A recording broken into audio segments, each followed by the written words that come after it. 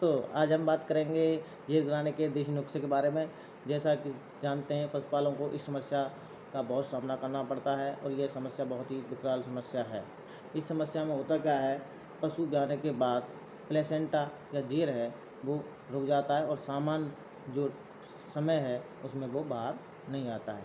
तो इससे पशु को बहुत नुकसान होता है और उसको शारीरिक कष्ट भी होता है।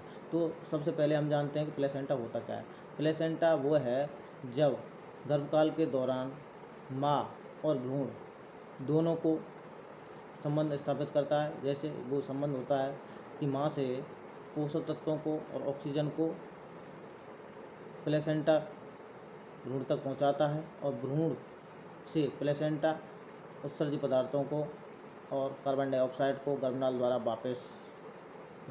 वापस ब्लड में पहुंचा देता है। तो दोस्तों, इस तरीके से माँ और भ्रूण के बीच ये संबंध स्थापित करने का काम प्लेसेंटा करता है और ये पूरी प्रेगनेंसी के दौरान अपना काम बहुत बखूबी निभाता है। फिर भी कभी कभी एबॉर्शन होता है तो उस वजह से प्लेसेंटा रुक भी जाता है। कभी कभी ये होता है कि पशु टाइम से ब्याह गया लेकिन उसका जो अंदर पकना होता है प्लेसेंटा टाइम से पक नहीं पाता है। उसके महत्वपूर्ण कारण ये है कि एक तो ऑक्सीटोसिन हार्मोन की कमी का होना, दूसरा कोलेजिनस हार्मोन्स की कमी का होना।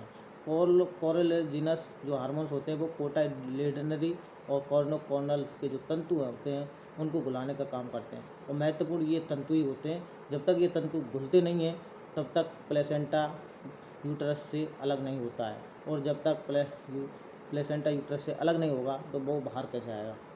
बाहर तभी आएगा जब वो वहाँ से अलग होगा।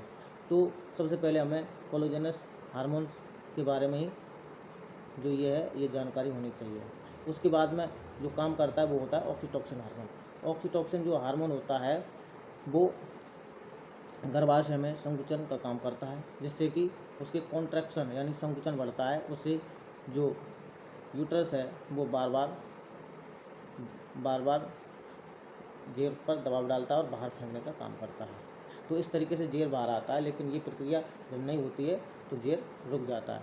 हमने जो बनाया है कि हम ये प्रक्रिया क्यों ना ऐसा हो कि हम ऐसा नुस्खा बनाएं जिसको देने से पशु आसानी के साथ जेर को घेर दे।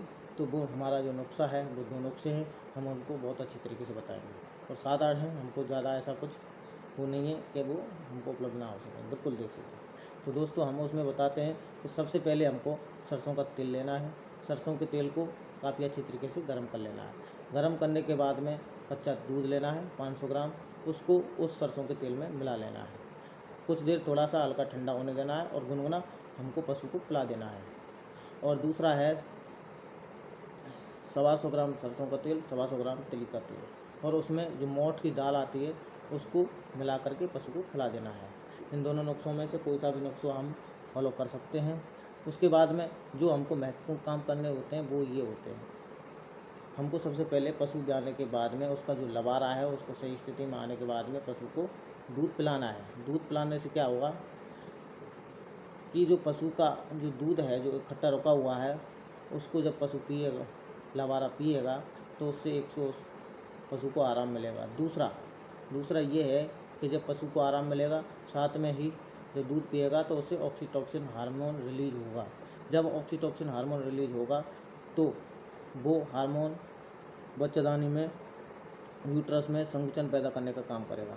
जब यूट्रस में संकुचन पैदा करने का काम करेगा तो आपका जो जेर है जो अंदर रखा हुआ है वो उसको बाहर फेंकने का काम करेगा और ये जो प्रक्रिया है इसके हिसाब से ही ये जेर बाहर आएगा। थैंक यू दोस्तों, आप हमारे चैनल ग्लोबल वेट फतेह को लाइक, शेयर, कमेंट करें और आपको ये वीडियो कैसी लगी तो हमको कमेंट सेक्शन में जाकर ज़रूर बताएं और आगे हम और ऐसी अच्छी वीडियो लाते रहेंगे। तो इसके लिए आप हमारा सपोर्ट करते रहें। थैंक यू, धन्यवाद।